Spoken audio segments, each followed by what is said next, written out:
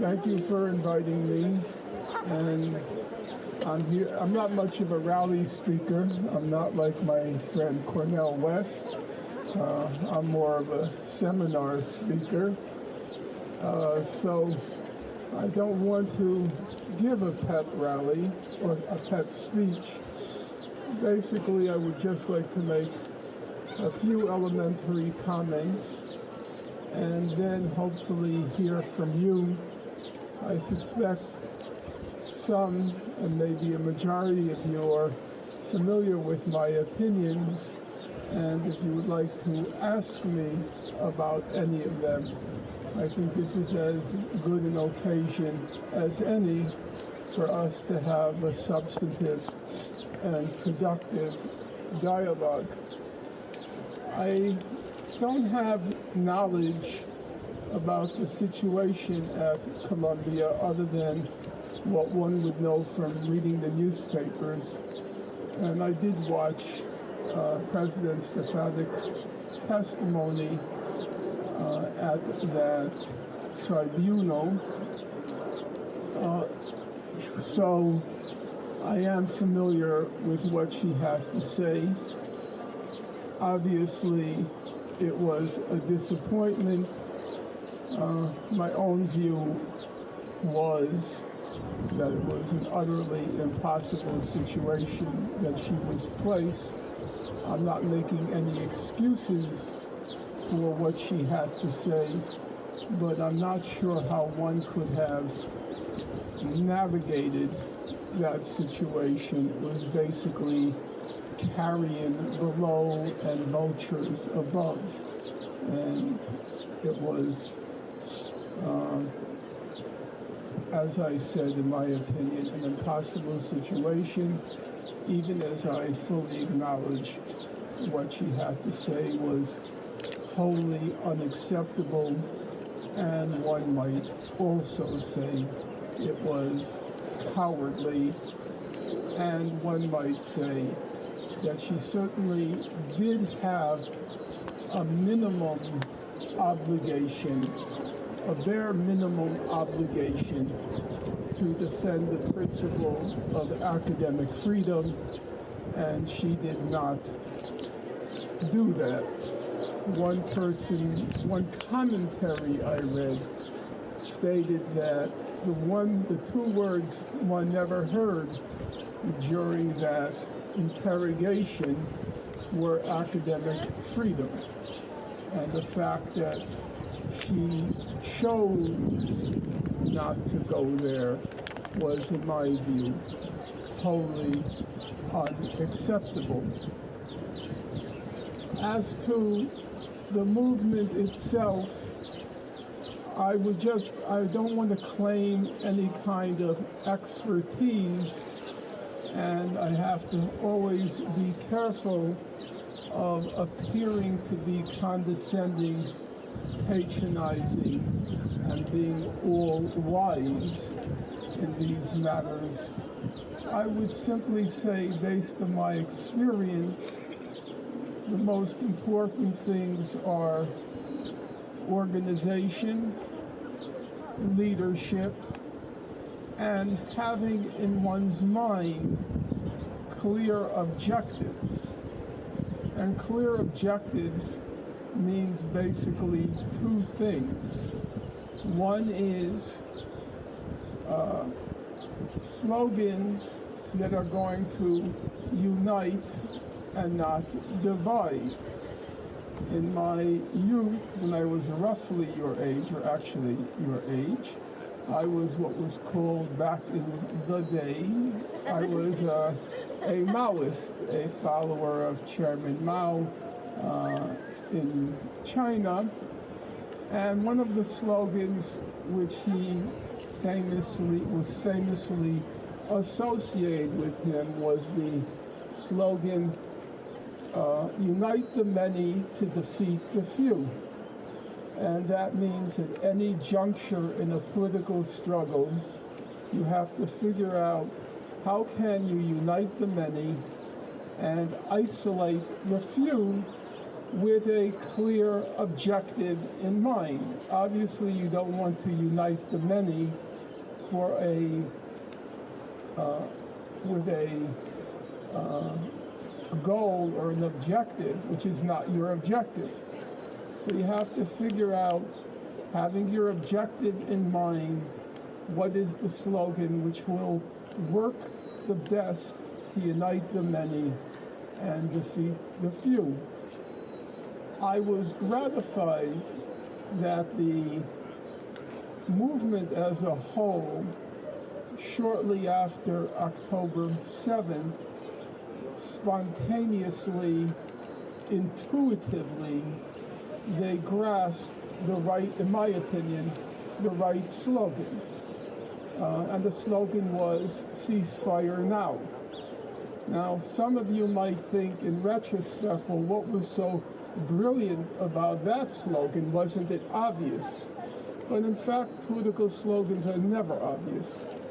There are all sorts of routes and paths and byways that people can go down, which are very, in my opinion, destructive to the movement.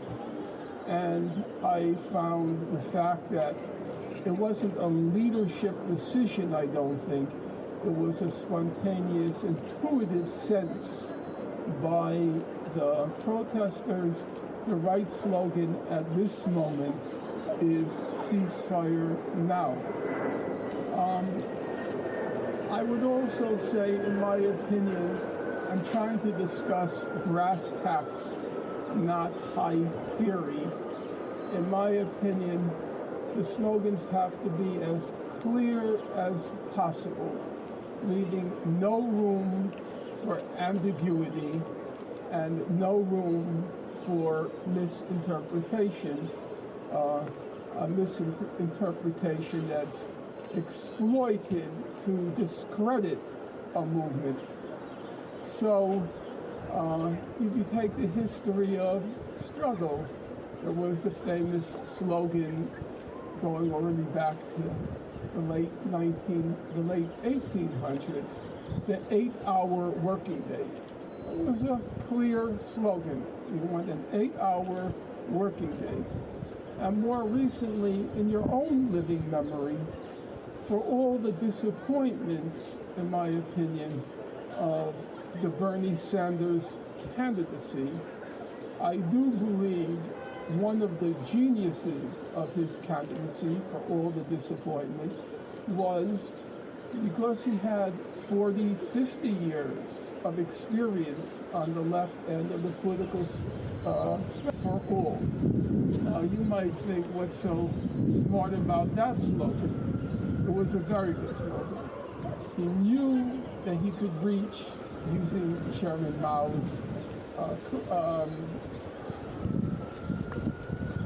not concept, but Chairman Mao's political insight.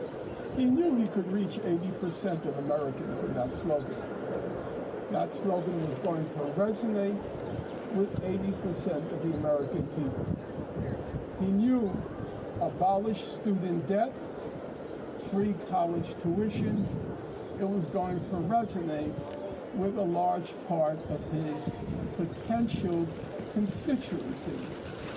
He didn't go beyond what was possible at that particular moment. He didn't go beyond it, but I do think he reached what you might call the political limit.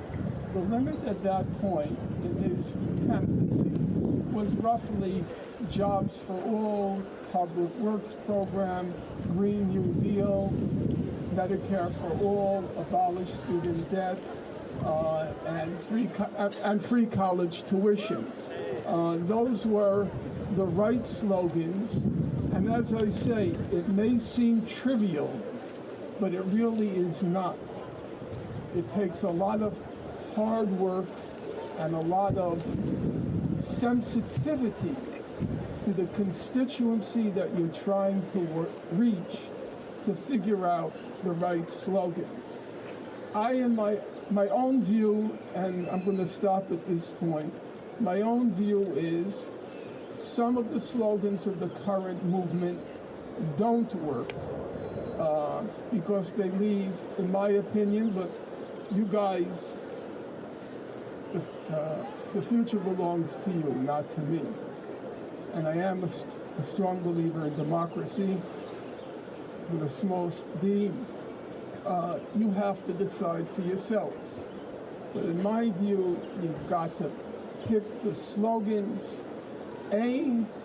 which are not ambiguous, leaving no wiggle room for misinterpretation, and B, have the largest likelihood at any given political moment to reach the largest number of people. That's my, I don't want to call it advice, because I'm not here to give advice. That's my political experience.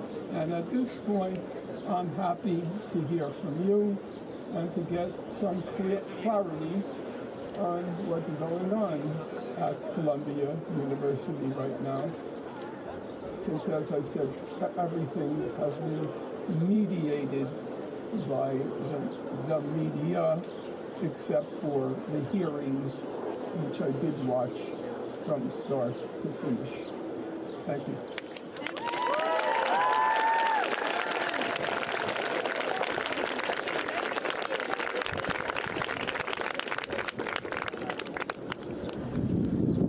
Just for everyone to know, Professor Finkelstein will be at Columbia on Monday from 7 to 9.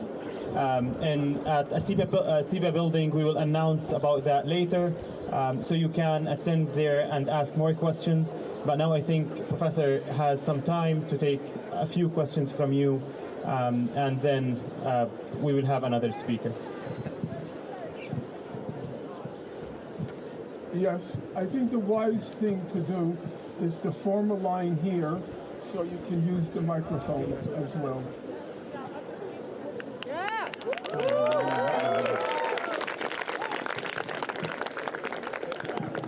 So I just wanted to ask, out of all our slogans, which one stands out to you the most, and which one do you think resonates with many?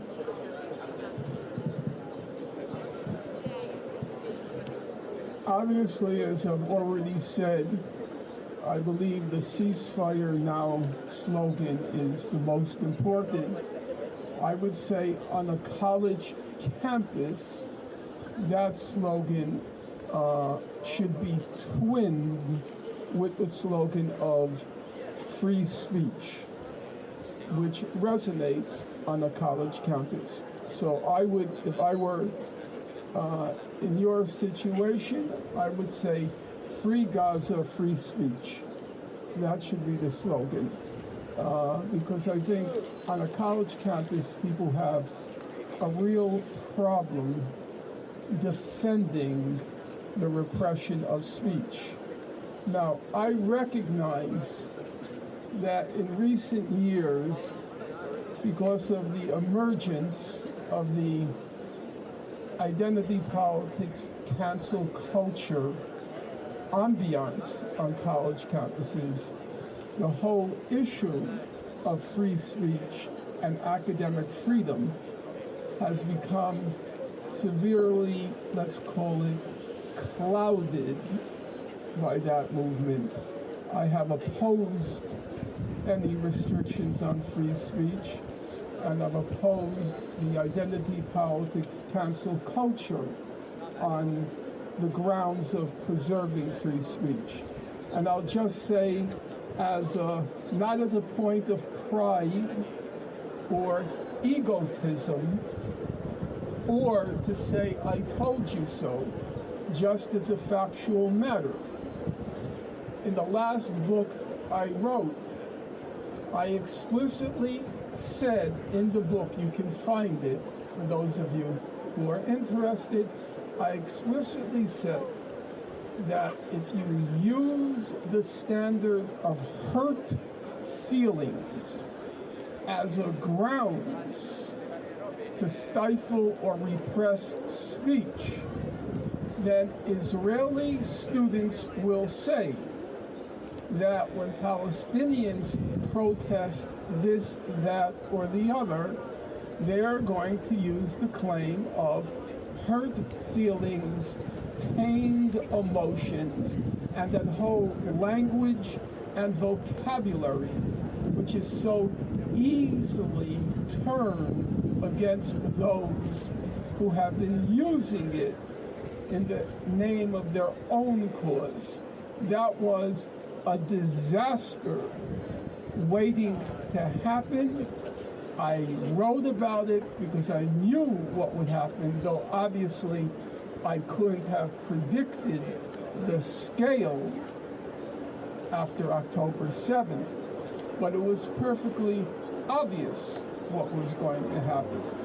In my opinion, the most powerful weapon you have, the most powerful weapon is the weapon of truth and justice. And you should never create a situation where you can be silenced on the grounds of feelings and emotions. If you listen, which all of you did, if you listen to President Stefanik's remarks, it was all about hurt feelings, feeling afraid.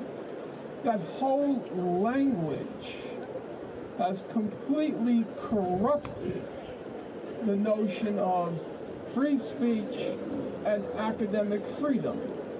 And you have now that experience, and hopefully going forward, that language and those concepts will be jettisoned from a movement that calls itself as belonging to, if I can use the expression, a leftist tradition.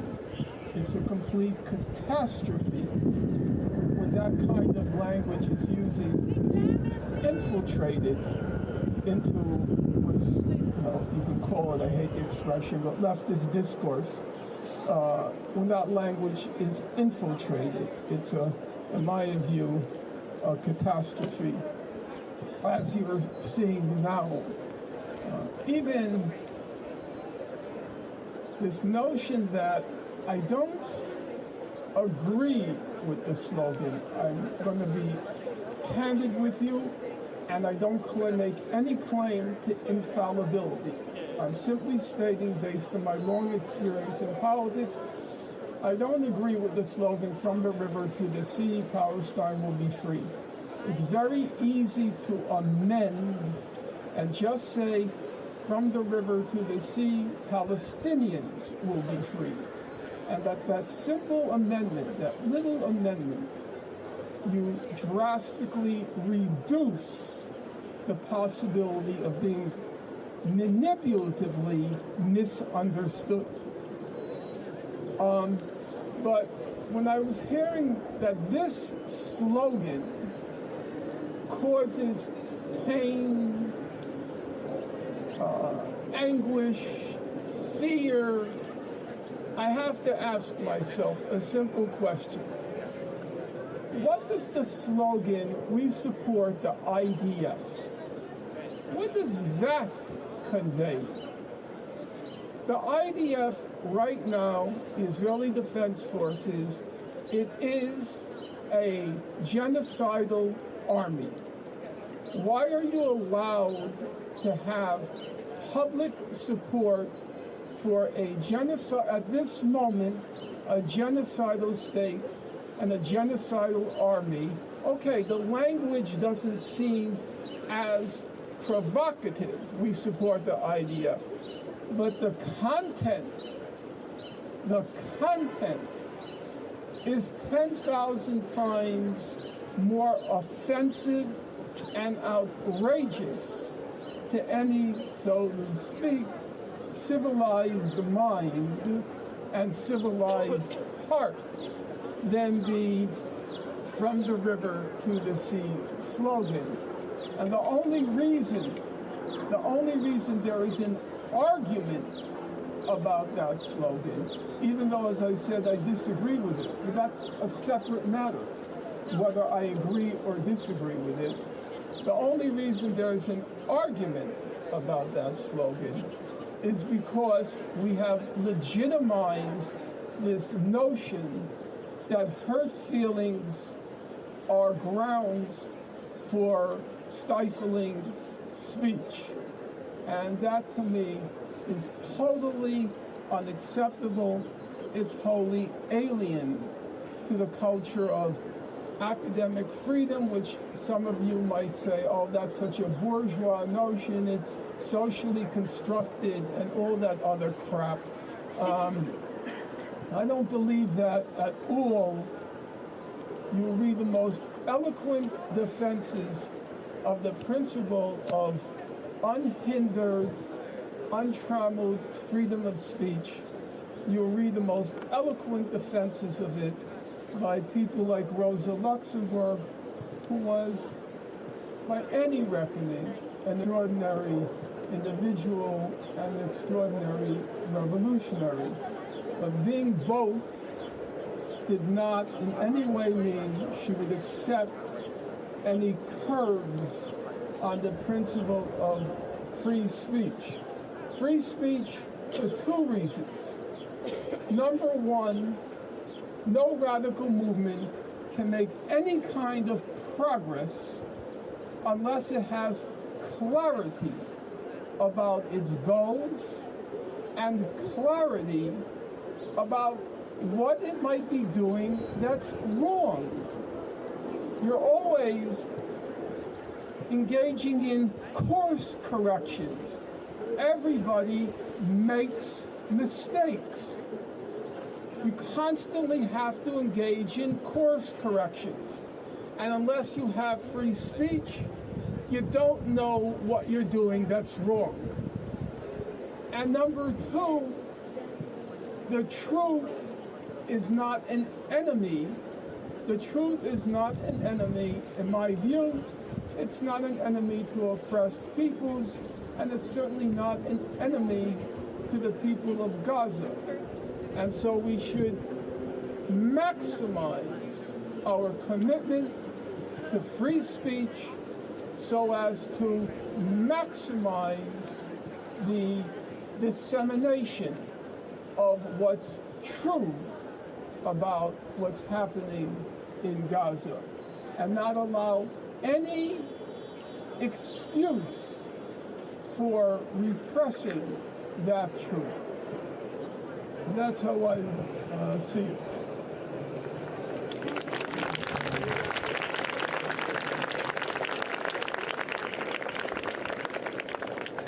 Yes, I think if you could just come up. Thank you.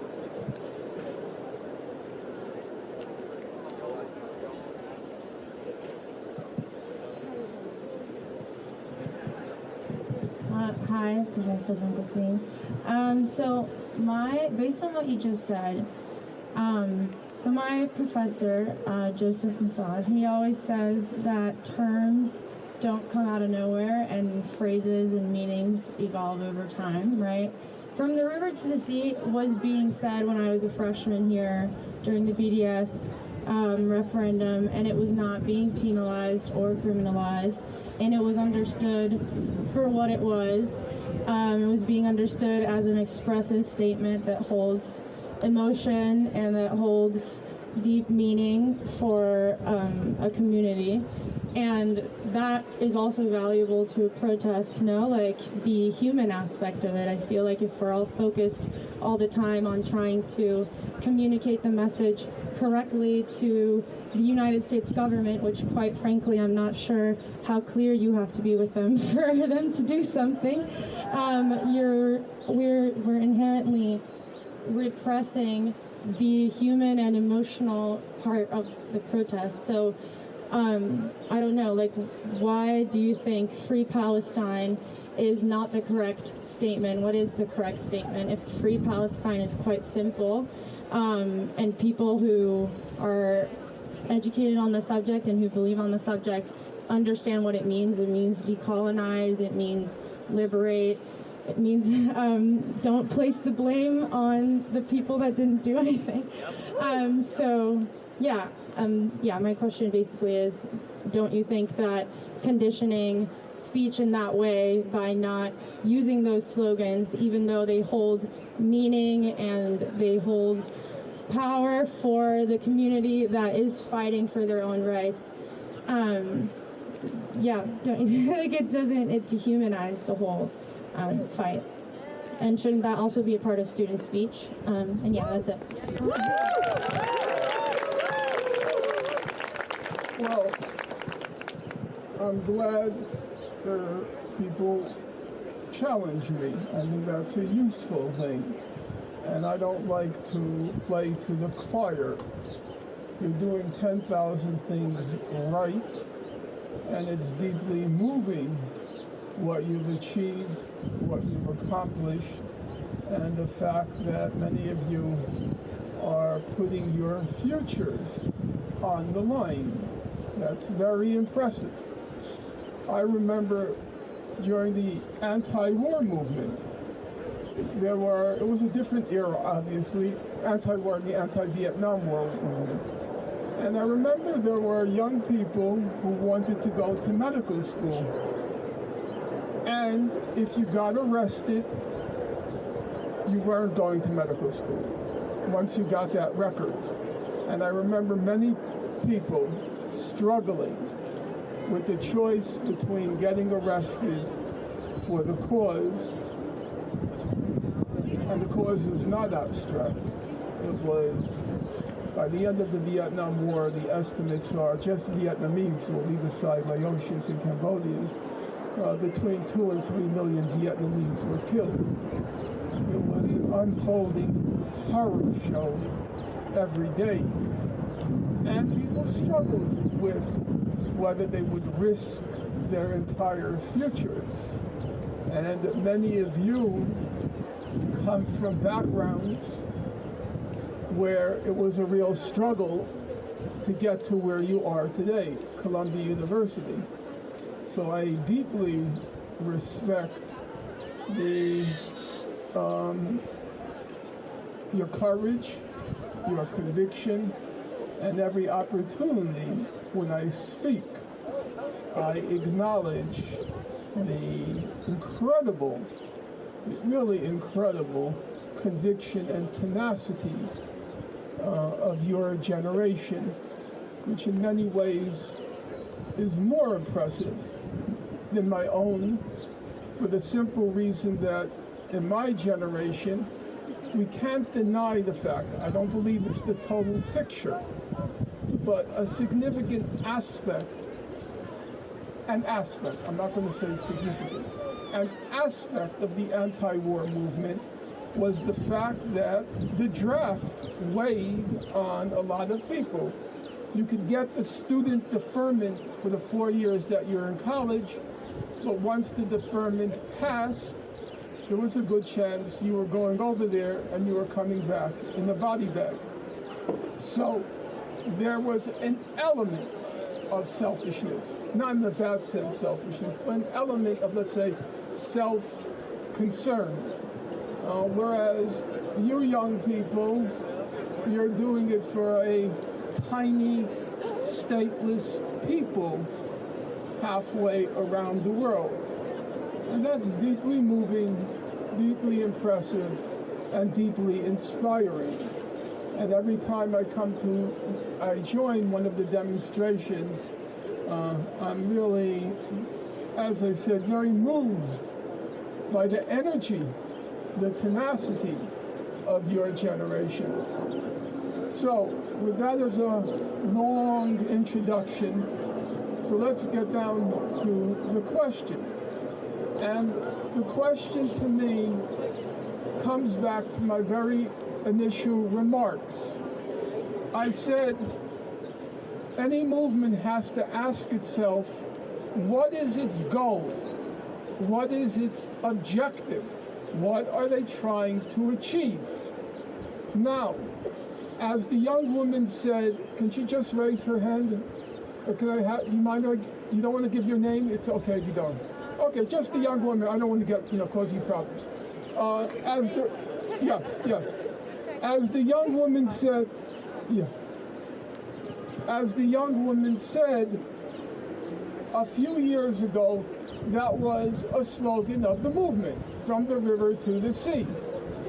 I remember in the 1970s, one of the slogans was, everybody should know we support the PLO, which was not an easy slogan to shout on Fifth Avenue in the 1970s. I do vividly recall looking at the rooftops and waiting for the sniper to dispatch me to eternity at an early age. However, there's a very big difference when you're essentially a political cult and you can shout any slogan that you like because it has no public repercussions or reverberations. You're essentially talking to yourself. You're setting up a table on campus, giving out literature for Palestine.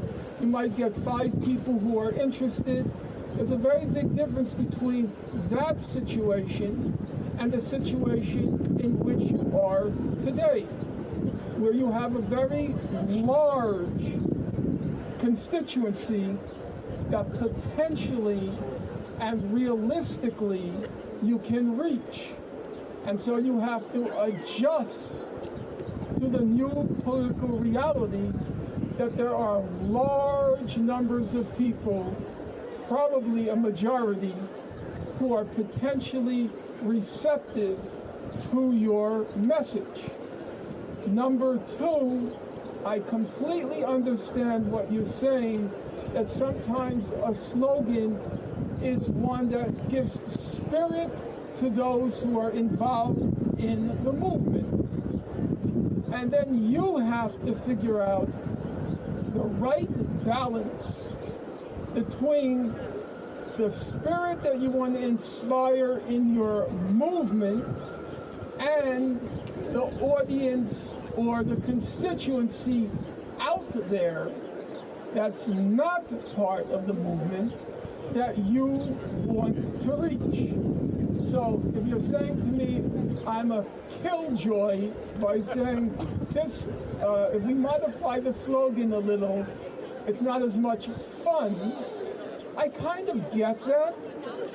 However, I do believe one has to exercise, not in a conservative sense, but in a radical sense. One has to exercise in a moment like this, if for no other reason than for the people of Gaza, one has to exercise maximum responsibility. Maximum responsibility to get out of one's navel, to crawl out of one's ego, and to always keep in mind the question, what are we trying to accomplish at this particular moment? That's my view.